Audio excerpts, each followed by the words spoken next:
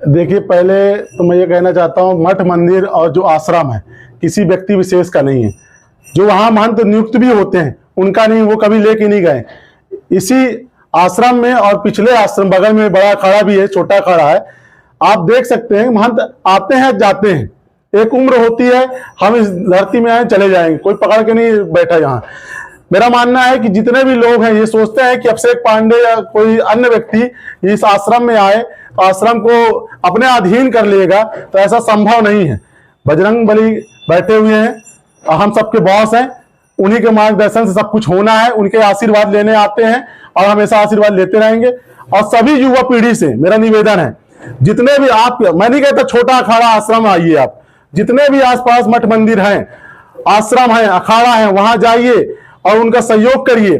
सहयोग मतलब जरूरी नहीं होता कि आप धन हो जब भी आप आश्रम में जाइए सहयोग। आप आर्थिक रूप से ना करिए, शारीरिक रूप से कर दीजिए, मानसिक रूप से कर दीजिए, जिस तरह से जैसा सहयोग बने आश्रम को सहयोग करना चाहिए।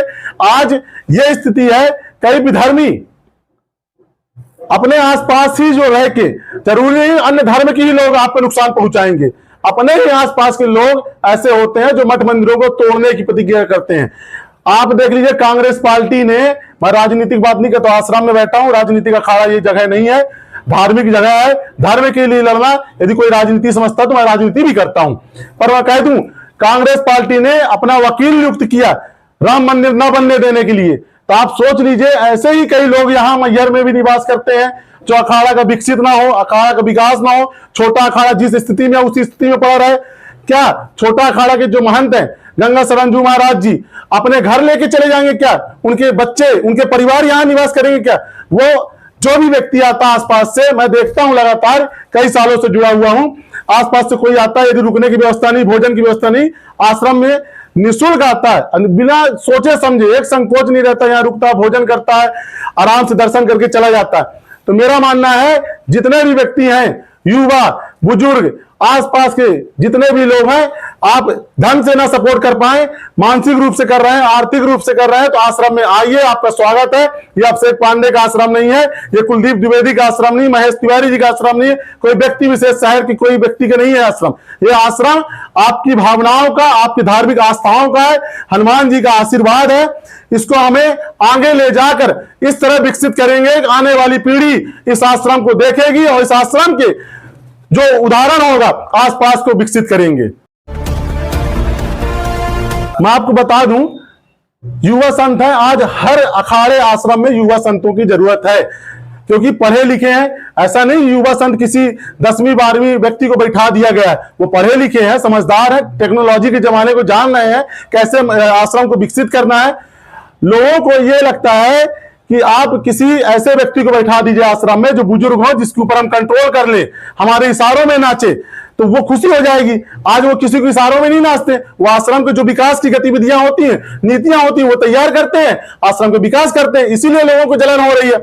अभी महाराज जी किसी के इशारों में चलने लगे तो महाराज जी अच्छे हो जाएंगे। महाराज जी ना अपने इशारे में चल रहे हैं, ना किसी और के इशारे। महाराज जी हनुमान जी के इशारे में चल रहे हैं, उन्हीं की मार्गदर्शन में चल रहे हैं, ना उनको कोई कंट्रोल कर सकता है। आगामी कार्यक्रम को लेकर क्षेत्रवासियों से यही निवेदन, हाथ जोड़कर, आप लोग व्रतबंध का कार्यक्रम है, जरूरी नहीं आपके बच्चे का जब व्रतबंध हो तभी आप कार्यक्रम में उपस्थित होइए। आसपास के लोग से निवेदन है, आप लोग आइए, धार्मिक सामाजिक कार्यक्रम है, सभी लोगों को उपस्थित होना चाहिए, देखना चाहिए अखाड़े की क्या व्यवस्था है। जैसे लोग आरोप लगाते हैं कि यहाँ क्या कार्यक्रम होते हैं, सामाजिक कार्यक्रम नहीं होते, धार्मिक कार्यक्रम नहीं होते, सिर्फ व्यापारिक रूप से किया जाता है। तो जब आप दरवाजे के अंदर घुसेंगे, उस व्यक्ति से मिलेंगे जिस व्यक्ति के बारे में आप सुन रहे हैं, तब तो उसके विषय में जानेंगे, उसकी मानसिकता के बारे में जानेंगे। हमको भी बहुत सुनने को पहले मिलता था, पर जब हम यहाँ आए, बैठे, मिले, जाने, तब तो समझ में आया कि महाराज जी क्या है, इस आश्रम की गतिविधियां क्या है। देखिए, हनुमान जी के अब आश्रम में बैठे हैं, छोटा अखाड़ा में बैठे हुए हैं, संभव तो यहाँ हर असंभव कार्य भी संभव हो जाते हैं। मेरा मानना इसमें कोई विषय तो बात करने का है ही नहीं है। जितने भी लोग, हमने कहा था 200 लोगों के लिए 250 भी आ जाते हैं, तो उसकी व्यवस्था यहाँ करवाई गई थी महाराज जी के द्वारा। महाराज जी के द्वारा इतनी अच्छी व्यवस्था करवाई गई है, आज तक ऐसी व्यवस्थाएं मैंने नहीं देखा। बाहर से कोई व्यक्ति आएगा, उसके परिवार को एसी रूम में रुकने की व्यवस्थाएं कराई गई। अलग से गद्दे एक्स्ट्रा मंगा लिए गए, टेंट में लगा के यदि एक्स्ट्रा कोई लोग आते हैं तो उनके लिए व्यवस्था, कूलर, पंखा, सारी चीजें की व्यवस्थाएं की गई। ऐसी व्यवस्थाएं कोई नहीं करता। एक दिन पहले से आप आ जाएंगे तो आपकी भोजन की, रुकने की व्यवस्थाएं आपके परिवार वालों के साथ में की गई है। देखिए, आज से 7 वर्ष पहले मैंने ज्ञापन दिया था सतना कलेक्टर को। उस ज्ञापन के बाद एक ऐसा विषय आया कि मैहर नगर पालिका को, मैहर में जितने भी मठ, मंदिर, आश्रम हैं, उनके उद्धार करने के लिए, उनकी बिल्डिंगों के जीर्णोद्धार करने के लिए एक बजट तैयार किया गया था। लाल कोठी हो गई, दक्षिण मुखी मंदिर जो है, गोलामर मंदिर हो गया, बड़ी माई हो गया, छोटा अखाड़ा कभी। पर मैं महाराज जी से इस विषय में चर्चा नहीं कर पाया था कभी, आज आपने बात रख दी। भारतीय जनता पार्टी हमेशा बजट बनाती है और उद्धार करने का काम करती है मठ मंदिरों। निचली जो स्थितियां होती हैं, जो नीचे लोग बसे हुए हैं, उस पैसा को भी खाने में कोई कसर नहीं छोड़ते किसी प्रकार की। मेरा निवेदन है, आप रोड, नाली, बिजली, पानी में जितना कमा लिए, पर मठ मंदिरों के हिस्सा खाने के लिए जरूरत नहीं है आपको। अभी मां शारदा लोक बनना है, इतने अच्छे तरीके से बनवाइए। यहाँ के जो भी प्रशासनिक अधिकारी हैं नजर रखें, क्योंकि पैसा तो खर्च होगा, सीमेंट खराब पड़ी रहेगी, रोड खच्चर हो जाएगी, फिर से लाइट बिगड़ जाएगी, गार्डन सूख जाएगा, तो उसका मतलब नहीं। धार्मिक स्थान का उद्धार करना है, तो ऊपर से पैसा बड़ा अच्छा आ रहा है। भारतीय जनता पार्टी सरकार में मैंने देखा है और आप भी देखे हैं कि जितना पैसा आज तक कांग्रेस सरकार ने, कभी कांग्रेस सरकार ने सिर्फ मठ मंदिरों को तोड़ना और मतलब उधर से एक स्थान से दूसरे स्थान विस्थापित करने के नाम में हटा दिया है।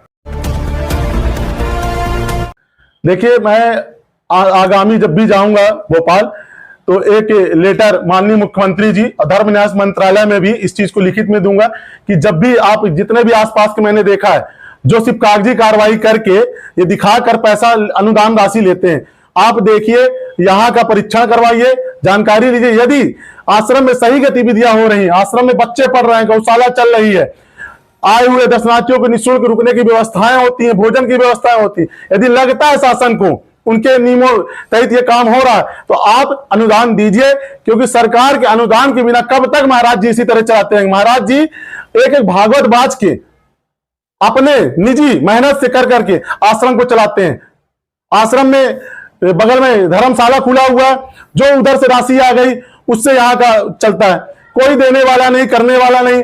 तो आप जब लोग आएंगे, देंगे, आप देखिए ना, यहाँ आप 100 रुपए आश्रम में दान करिए और नजर रखिए यहाँ 1000 रुपया में कि ये काम सही तरीके से हो रहा कि नहीं हो रहा है। गलत यदि महाराज जी उस पैसे का उपयोग करते हैं तो आप आपत्ति लगाइए, शासन भी अनुदान राशि दे कम से कम। इसके लिए हम लड़ेंगे आगे। बहुत बहुत धन्यवाद। जय श्री राम।